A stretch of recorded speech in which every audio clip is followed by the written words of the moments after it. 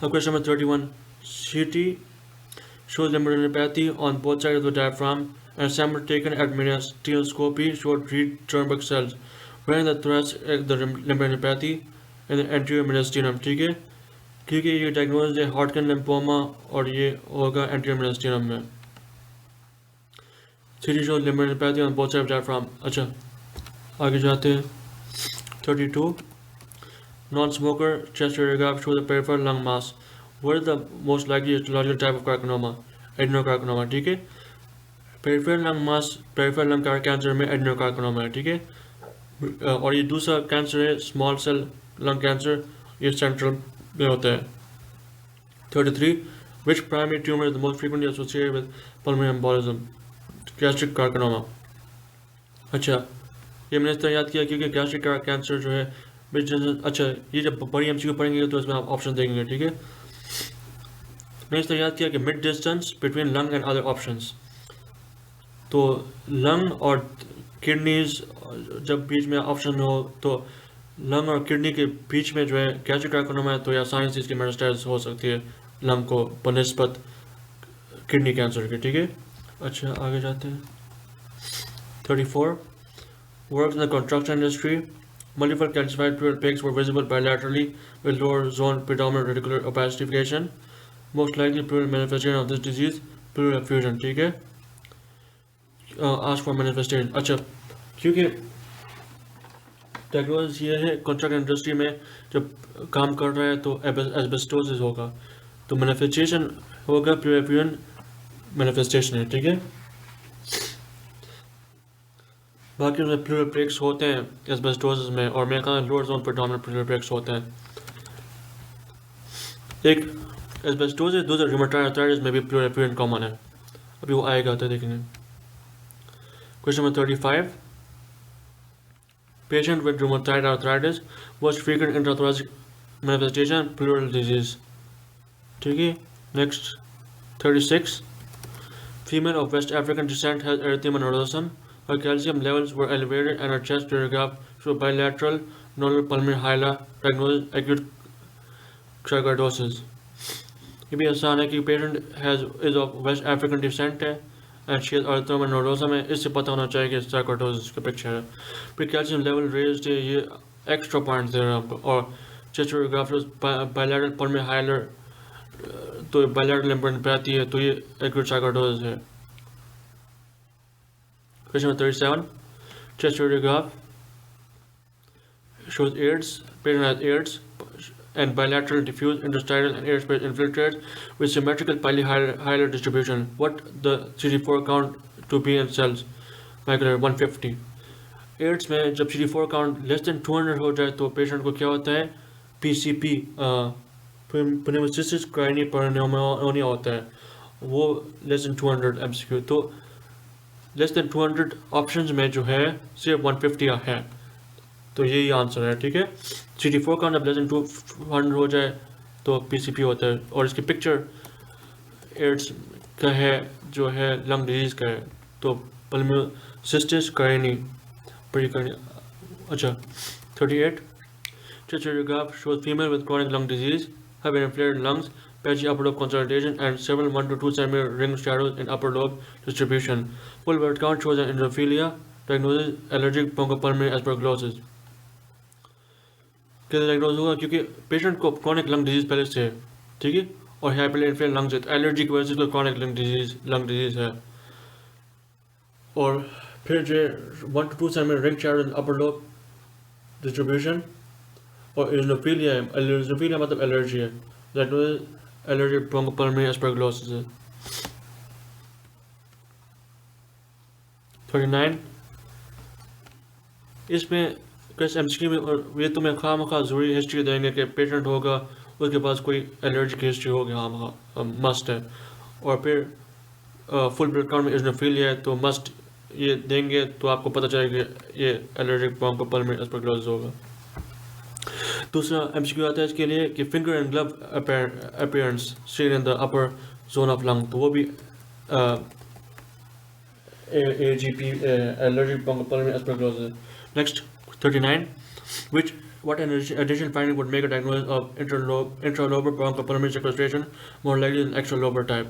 Drainage through pulmonary veins. Intralobar sequestration and extralobar sequestration, इसके सारे points हमने revise करने हैं एंड में, ठीक है, ये भी इम्पोर्टेंट है, ठीक है। अच्छा हम देखते हैं, एक मिनट, इंट्रालोबर एक्स्ट्रालोबर सिक्वेस्ट्रेशन, अच्छा ये अच्छी इमेज है, ठीक है। इंट्रालोबर सिक्वेस्ट्रेशन, एक्स्ट्रालोबर सिक्वेस्ट्रेशन, तो दोनों है pulmonary malformation with a portion of lung parenchyma separate from normal lobe, ठीक है। No normal communication with trachobronchial tree and blood supply from a systemic artery, ठीक है। अब ये याद करें कि intralobar sequestration shares visceral pleura of normal lung, क्योंकि इंट्रालोबर मतलब अंदर है and extralobar locked up within own pleura membrane separate from normal lung, ठीक है, क्योंकि एक्स्ट्रा है, बाहर है। फिर इंट्रालोबर सिक्वेस्ट्रेशन क्योंकि लंग के अंदर है तो पल्मोनरी वेनस ड्रेनेज होगा, और एक्स्ट्रालोबर सिक्वेस्ट्रेशन क्योंकि बाहर है लंग से तो कॉन्जेनिटल सिस्टमिक वेनस ड्रेनेज होगा। फिर जो है इंट्रालोबर सिक्वेस्ट्रेशन में रिकरेंट रेस्पिरेटरी इन्फेक्शन होता है, एक्स्ट्रालोबर में इन्फेक्शन रेयर होता है। ये बार बार याद करने, एंड में भी दोबारा रिवाइज करेंगे सारे पॉइंट्स। ये MCQs 2-3 MCQs से आते हैं, मतलब इससे बनते हैं और काफ़ी इंपॉर्टेंट है। तो इंट्रालोबर ब्रोंकोपल्मोनरी सिक्वेस्ट्रेशन में क्या है? Drainage through pulmonary veins. Question number 40. What feature on imaging would suggest primary rather than reactivated pulmonary tuberculosis? Non-specific pneumonitis, ठीक है, क्योंकि adenopathy and focal tuberculosis pneumonitis। अच्छा, ये बड़ी MCQ में पढ़ेंगे अब, तो हम उसमें हम डिस्कस करेंगे आगे। 41. What feature would make diagnosis of extrinsic allergic alveolitis EA less likely? Pleural effusion, ठीक है। ये भी याद करेंगे कि जो है एक्सट्रिंसिक एलर्जिक एल्वेओलाइटिस में प्लूरल एफ्यूजन नहीं होता।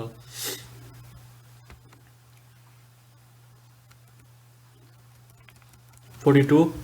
HRCT shows uniform cysts throughout the lung with normal intervening lung. Diagnosis lymphangiomyomatosis, LAM, क्योंकि यूनिफॉर्म cyst है throughout the lung है। Question number 43. Lung metastasis, most likely primary tumor, renal cell carcinoma. ये भी याद करेंगे, ठीक है। Most likely lung mets is from renal cell carcinoma. For example बच्चों में जो है विल्म्स ट्यूमर है, मेरे ख्याल से विल्म्स ट्यूमर था ये, जो कैनल बॉल में एक विल्म्स ट्यूमर है और एक न्यूरोब्लास्टोमा है, तो वो भी लंग को मेटास्टेसिस करता है सबसे पहले। Question number 44. What would make non-Hodgkin lymphoma more likely than Hodgkin lymphoma? Incidence, ठीक है। Non-Hodgkin lymphoma की incidence ज़्यादा है Hodgkin lymphoma से। Question number 45. CD4 count was 208 cells per millimeter. What age-defining illness would be most likely with this CD4 count? Kaposi sarcoma, ठीक है, कि pneumocystis jirovecii जो pneumonia है वो जो 150 CD4 count हो, less than 200, और Kaposi sarcoma 208 cells में manifest होता है। 46. What further finding would suggest a diagnosis of lymphangitis cardiomatosis rather than cardiogenic pulmonary edema? Nodular interlobular septal thickening, ठीक है, it shows lymphangitis cardiomatosis। ये रट टक्कर है, lymphangitis cardiomatosis में nodular interceptal thickening, interlobular septal thickening must है, क्योंकि इसमें lymph nodes इन्वॉल्व होते हैं। बस ये 5 दफ़ा पढ़ लें, याद कर लें। Lymphangitis cardiomatosis shows nodular interlobular septal thickening. Lymphangitis cardiomatosis shows nodular interlobular septal thickening, क्योंकि इसे बहुत सी MCQs आते हैं और जो है इम्पॉर्टेंट पॉइंट है, डिफरेंट पॉइंट है। 47. Cardiac chest radiograph shows multiple opacities between 0.5 and 2 mm in size, which were noted to be more dense than soft tissue. Diagnosis silicosis. जब more dense than soft tissue आ जाए तो बस silicosis याद कर लें। Nodules more dense than soft tissue, silicosis. 48. What additional finding would be most compatible with a diagnosis of acute respiratory distress syndrome? Predominantly dependent abnormality.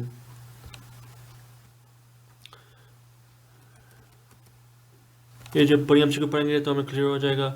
जो है adult respiratory distress syndrome में जो है डिपेंडेंट अबनॉर्मैलिटी होती है।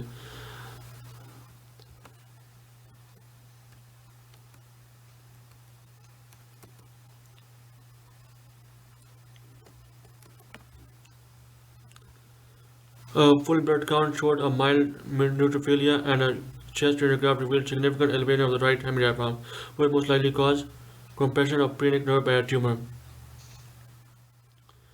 देखो इसमें ये है कि जो है जब राइट हेमिडियाफ्राम एलिवेटेड हो तो इसके अपने कॉजेज है, ठीक है। और सब इसको कहते हैं डायफ्रामेटिक इवेंट्रेशन। और इन सारे ऑप्शन में जो है इवेंट्रेशन का मतलब ये है कि जो है पेन नर्व किसी ट्यूमर से compare pain nerve by tumour, और ये जो है रेज राइट हेमिडियाफ्राम कॉज करता है। बाकी ऑप्शन सेंस नहीं बनते, ये जब बड़ी हम पढ़ेंगे तब देखेंगे। 50. School teacher showed non-protective cuff, dyspnea, and low-grade pyrexia. Chest X-ray showed several bilateral areas of patchy consolidation, which were confirmed on HRCT and shown to be in mainly subpleural distribution. In addition, there are also patchy ground glass change and small, less than 5 mm centrilobular nodules. Diagnosis: cryptogenic organizing pneumonia. क्योंकि patchy consolidation है, तो patchy consolidation is seen in cryptogenic organizing pneumonia. तो इसके patches consolidation आ जाते हैं उसमें, और जो है मल्टीपल मेनली सबप्लूरल डिस्ट्रीब्यूशन कंसोलिडेशंस हो, तो जो है और पैची ग्राउंड ग्लास चेंज भी है, तो डायग्नोसिस है क्रिप्टोजेनिक ऑर्गेनाइजिंग प्नeumonia। पर ये हम पढ़ेंगे, फिर हम डिस्कस करेंगे उसमें। मेरे ख्याल में मैं 70 तक सारे छोटे MCQs पढ़ता हूँ, फुल पेपर ख़त्म, और फिर बड़े MCQs लंबी MCQs सारे पढ़ता हूँ, ठीक है, मेरे लिए आसान हो जाएगा। 51. Chest radiograph and CT shows cough, fever, dyspnea, and chest pain, and also renal impairment, diagnosis Wegener's granulomatosis, ठीक है। इसमें जो है किडनी इन्वॉल्वमेंट भी होती है, लंग इन्वॉल्वमेंट भी होती है, और नोज इन्वॉल्वमेंट भी होती है, तो Wegener's। 52.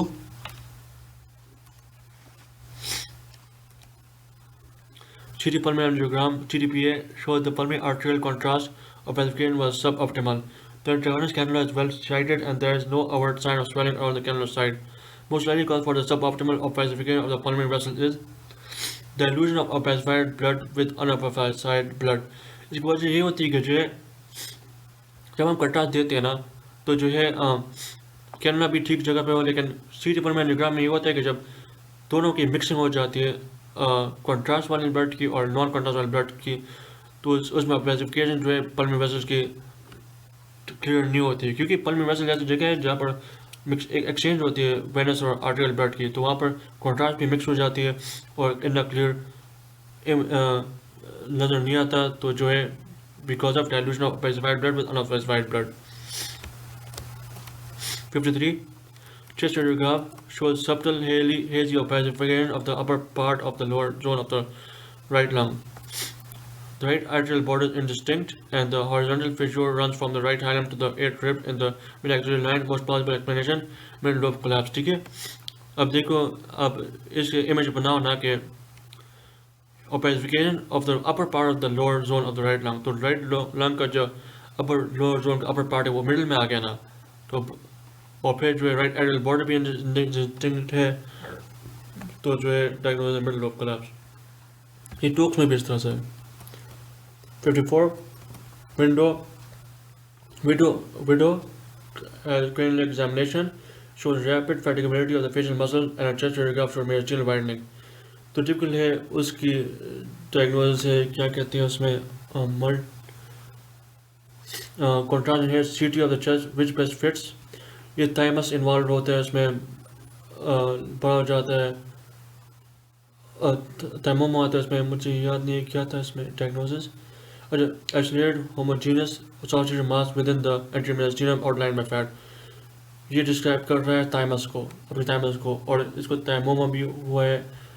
इस डिजीज का नाम मुझसे भूल क्या था, एक मिनट, ये जब MCQ आएगा तब, जिसमें रैपिड फैटिगिबिलिटी ऑफ मसल्स होते हैं, फेशियल मसल्स, और थाइमस इन्वॉल्व होता है, माइस्थीनिया ग्रेविस, हाँ माइस्थीनिया ग्रेविस, तो वही डायग्नोसिस है।